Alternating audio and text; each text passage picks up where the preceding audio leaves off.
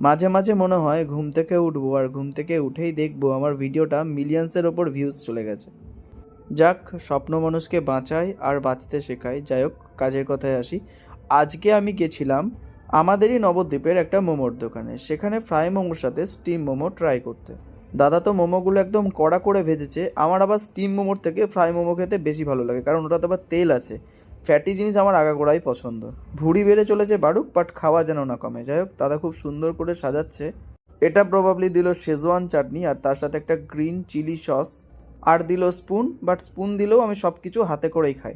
এই একটা ছড়া মনে পড়ে গেছে, তোমাদের বলি। তার আগে এই প্রাইসটা বলে রাখি, 7 পিসেস মোমোর দাম ছিল 35 রুপিস অনলি। এবারে ছড়াটা শোনো, বলছি। মোমো কিংবা বিরিয়ানি কিংবা সাদা ভাতে, দরকার নেই চামচ, আমার খেতে পারি আমি হাতে।